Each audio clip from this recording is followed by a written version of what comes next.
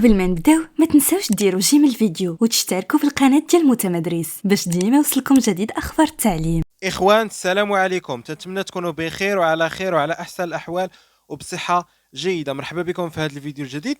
في هذا الفيديو مهم لجميع التلاميذ والتلميذات ديال البكالوريا اللي كيتسناو نتائج. في هذا الفيديو ان شاء الله غنتعرفوا على اخر المستجدات، وبغيت كل شيء يهبط يدعي مع التلاميذ هادو، الله يفرحهم والله ينجحهم ان شاء الله، الله يسمعهم خبر الخير، يجيبوا ان شاء الله نقاط اللي هي مزيانه ومشرفه. بغيت كل شيء يهبط يدعي معاهم، ما يبخلش عليهم بالدعاء، فراه محتاجين الدعوات ديالكم سواء الاباء والامهات والتلاميذ اللي كيقراو في المستويات الاخرى. فالله يسهل عليكم والله يفرحكم.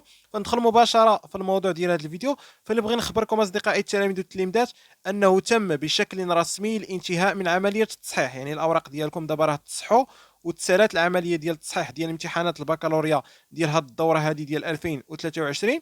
بالنسبه للمداولات غادي يتم الشروع في المداولات نهار 17 و 18 يونيو 2023.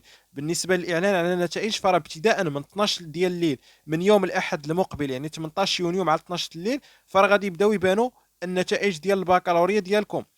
وكذلك غادي يتم تسليم شواهد البكالوريا على شكل يعني كما تنقولوا كرتونه ابتداء من 22 يونيو 2023. فهذه كانت هي اخر الاخبار المتداوله من المجالس التعليميه بالثانويه التاهيليه وكذلك مراكز التصحيح. هذا الشيء اللي كاين اصدقائي التلاميذ، اي مستجد فرا غادي نخبركم به. اللي عليكم هو تفعلوا الجرس ديال القناه وتشتركوا فيها، وما تنساوش تدعمونا بشي لايك. اللي عنده شي سؤال يخلي لي في التعليق، فرا كنقرا جميع التعاليق.